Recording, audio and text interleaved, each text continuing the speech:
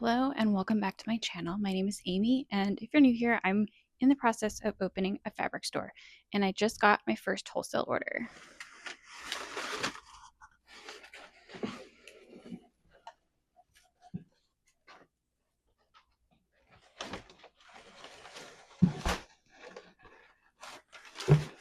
Okay, obviously I've already opened it. It's been a few days since I got it, and I just haven't had time to film. All right, let's get down to it. So I just got my first wholesale order. I'm going to show you closer up everything that I got. And it's probably not what you think it is, but I wanted to start here, and I wasn't going to originally show my living room. In fact, I was going to try to do some kind of backdrop situation so that you wouldn't see the absolute chaos that I'm living in right now. But then I realized that this is actually what my life looks like right now, and it's part of the process of opening a brick and mortar, and just kind of the life circumstances that we're in right now. So let me talk about that real quick, and then we'll dig into everything that I ordered on my first order. And yes, this is the entire box. That was very intentional. As you can see, I'm a little short on space and things are really chaotic. So when we moved back from Oklahoma, we had to move into a really small apartment.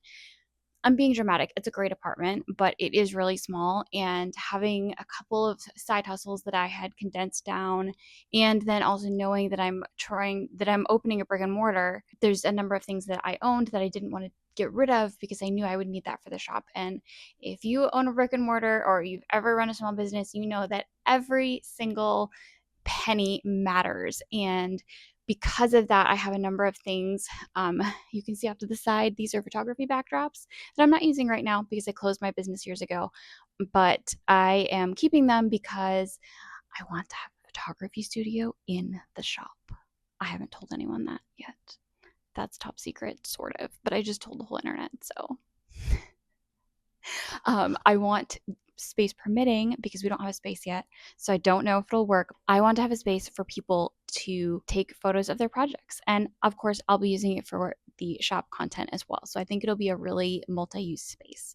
So anyway, that's why I'm keeping my photography backdrops. Also, those suckers run for like $50 to $60, $70 a piece per roll, and there's still a lot of good paper left on those rolls, and I didn't want to get rid of them because it would cost me more to replace them. So anyway, that's why there's a giant Menards trash can of backdrops sitting in my living room. You can see that's my dining table that I don't have room for, but it's a family heirloom and we don't want to get rid of it. And then it's currently my content station. You can see here this wooden drawer situation. I thrifted that for like, I think it was like $3. Anyway, I'm going to use that for maybe fat quarters. I haven't decided, but it's going to be display. All that to say, this is the mess I'm currently living in. For your sanity, I'm going to now switch the camera over to cinematic mode, or like a closer shot, so that you can see what's in the box and you don't have to look at this. You're welcome. All right, let's talk about my first wholesale order. Amy, you don't have a space yet. Why are you ordering things? Great question. I would love to tell you. So here's the thing. When I was starting to work on my business plan, I realized that I needed a lot more insight into wholesale pricing. I had a general idea, but it turns out my general idea was actually pretty far off. Most of my experience previous to this was with gift shop type retail, and I understood the wholesale pricing for that. It turns out that the craft world is different, and it's a really good thing that I checked it out ahead of time, or else my business plan would have been trash. So, always do your research and don't make assumptions when you're writing your business plan. Is really, really important.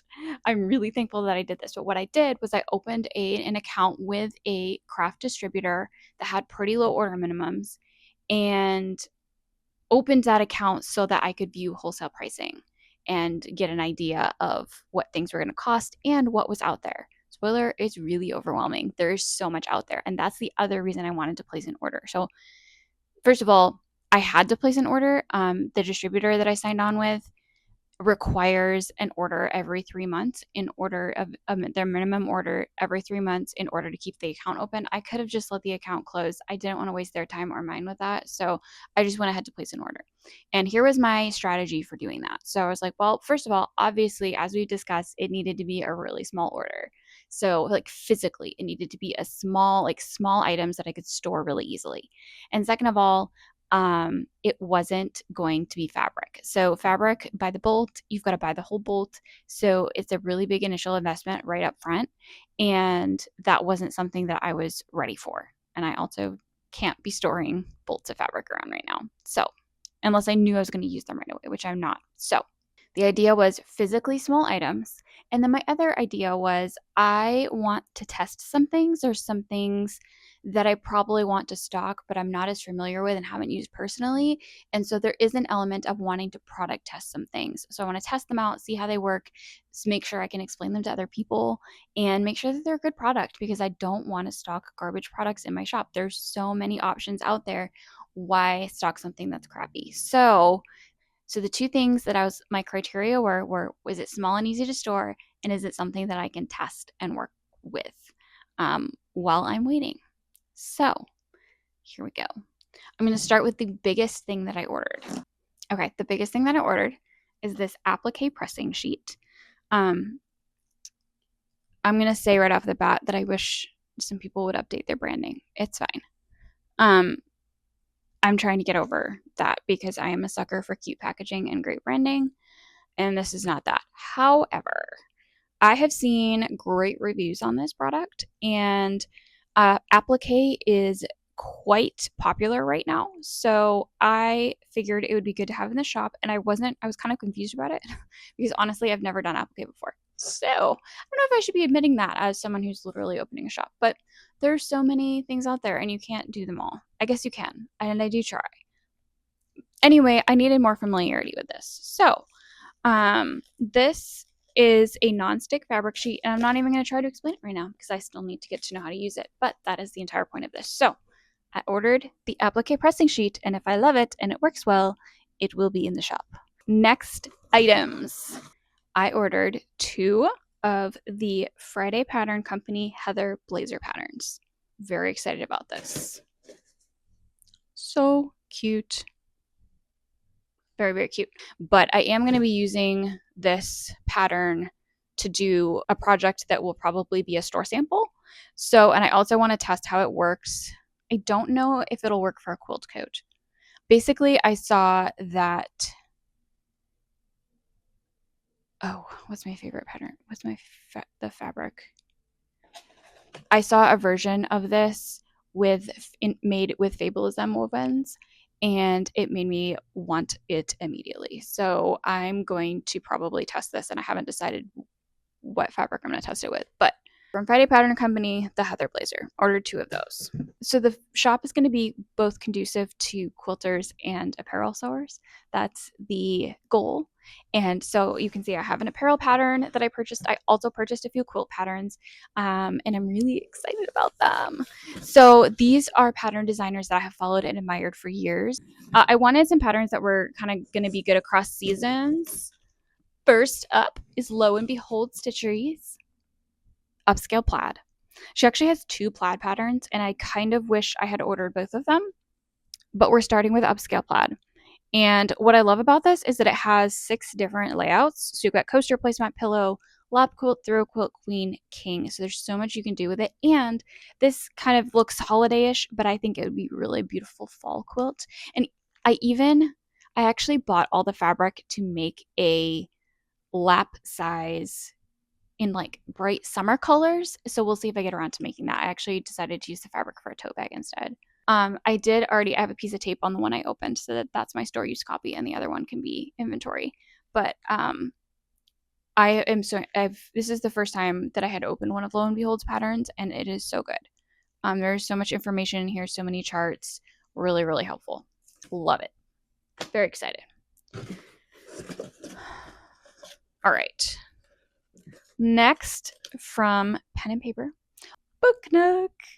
This is for my bookish girlies, myself included. I'm so excited about this one. I cannot wait. This is going to be really fun. There's so many different colorways you can do. If you guys didn't know, Prequilt is a software that you can pay for, but it's also free to just play with colors. So a lot of these pattern designers, including Pen and Paper and Lo and Behold, have their patterns already loaded into Prequilt, and they have codes in here, or you can just go on Prequilt and look it up, and you can mock up colors in all of their patterns, which is amazing and so helpful. So definitely a good tool. So I got the Book Nook pattern, and I got Fresh as a Daisy because I thought this would be really fun. I think this is a great like a baby girl quilt or a picnic quilt. And I think it could be really fun. The thing with this one is it's only 3 colors, or you can do a scrappy version. So this one's only 3 colors. So if you only have a few different colors, I think that's really cool. Or for like a kind of more of a minimalist, this would be really great to do it this way for your home. It works very workable with home decor, and I love that. Or you can go scrappy and go crazy with it. Since the cover quilt is more subtle, I might do like a scrappy version. That's something I'm thinking about for the shop is like, okay, which quilt am I going to have on display? I do want a rotation, and it's possible that like if the cover quilt is one way, I'm going to do a sample of it exactly the opposite way. So like a super intense like scrappy version of this to kind of show how versatile the pattern is, because I think that's really helpful. And then this is the last quilt pattern I ordered. I ordered the big giant quilted bow pattern. I don't know if we're done with bows yet. I don't know if we're over the bow thing. I think this is beautiful and a really fun project. And there's so many different things you can do with it. Like think about this with a fall bow with Fabulism wovens, or and even like the new Susie quilts wovens from Moda, or so many things. I actually have so many thoughts for this. The other really cool thing about this pattern is that it is a Wisconsin designer. So love ordering from other Wisconsin companies. Obviously, I ordered it through my distributor, but I can order through her direct as well. So this is from Lindsay Grace Creates. And I think she has PDFs of her pattern available online as well if you're interested in that. All of these designers have PDFs available. Speaking, that's a different video. Never mind. We'll talk about that later. All right. So I actually left the most fun things for last. I promise. This is a really long video, and I'm sorry. But I hope you find it interesting. All right. So I ordered some handy pocket guides. So incredibly 90s of me, but I ordered some pocket guides, and I think they're really useful. I have a couple of these types of things. I have like a quilty math book. Again, because math is not my strong suit, it has a lot of charts in it. And if I want to just wing a quilt without a pattern, I can use those charts to figure out the math, and it's great. So I ordered Handy Paper Piecing, Basics and Beyond, Guide to Interfacings, and Guide to Stabilizers, which is for mostly machine embroidery. And then the other one I ordered, this one actually came in a multi-pack, but How to Know Your Needles. Let me give you a quick review. So first of all, I haven't like vetted the info in these. I'm assuming it's all correct. That's the best I can do. I will say the paper piecing guide, I probably won't order again because it wasn't what I thought it was, which is why it's really great to see these things in person before you order a bunch. I really thought it has some good tips in it, but I thought that it was going to be more generic, and instead it has like individual patterns. And that wasn't really, that's great, but it wasn't really what I thought it was. So I might not order that because there's so many things to order. It's wild. Let's check out my battery. All right. I have never charged this thing. I've used it probably 5 or 6 times and I've never charged it, so I'm not gonna like. The Guide to Interfacings. Super helpful, like wildly helpful. It includes Pellon, HTC, and Bozell brand names. So it tells you the application, tips for it, and a list of similar across brands, different stabilizers, fleece, fusible web, tapes, specialty. This Guide to Interfacings, first of all, we're going to have a shop copy so that we can reference it if we need it. But this is going to be, I think, a really good resource to have in your stash so that you don't order the wrong thing, especially if you decide you need to order online or I don't have it in stock and you're like, I don't know what this is. I don't know which stabilizer I need. This. All right. Know your needles. Again, there's a million different types of needles for both machine and hand sewing. This is specifically, this is both hand and machine sewing needles. Perfect. That was actually the question I had just now. So there's both hand and sewing machine needles in here. Gives you 30 of the most commonly used hand and machine sewing needles. awesome resource. Again, so you don't waste money buying the wrong thing. And then Pocket Guide to Stabilizers. Now, this is for embroidery and specifically, I believe mostly machine embroidery. Okay, funny story. I actually didn't realize this is by Suki Sews. Sue O'Very, Suki Sews is her online handle, and she does a lot with, if I remember correctly, sergers as well. But she has apparently a very handy stabilizer book. So that's cool. Okay, that was all the pocket guides. I also ordered these little cards. They say made from scratch. They're just single-sided, and it comes in a pack of two flat note cards with envelopes, and it says made from scratch. And I just thought it was cute. If you want to write like care instructions on it or something, this would be great to include with a quilt that you're gifting. Also, I think they were getting rid of them, so these may not be restocked, and I may not be able to have them in the shop. So we'll see. They're very cute though. I like them. Now on to the best part. Stickers. I know that's ridiculous, but I ordered stickers and I'm so excited. All right, so these first couple are from Katie Cupcake, and then the other one is from Sassafras Lane Designs. So the first one is, does ironing count as cardio? I'm gonna go with yes. The second one is sleep deprived sewing ninja. And last but not least, this is actually my favorite sticker, and I ordered a lot of them, so I might actually list these early. We'll see.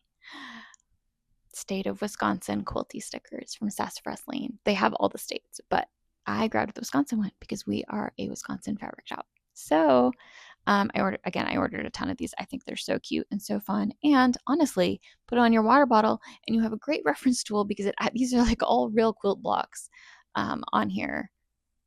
You could totally use that as a reference. Anyway, but it's really fun and bright and you can put it on your water bottle or your journal or anywhere. Put it on your sewing machine. Okay, that was my wholesale order. Let me know what you think in the comments. Let me know what you think of my strategy. I'm pretty thrilled with it because this stuff takes up like, for the record, this is hundreds of dollars worth of stuff.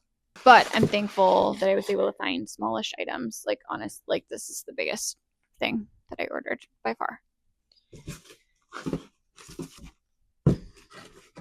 And that's a wrap. I really need to go eat food now. Do you see my energy just like tank? Thank you so much for watching, and I'll see you in the next video.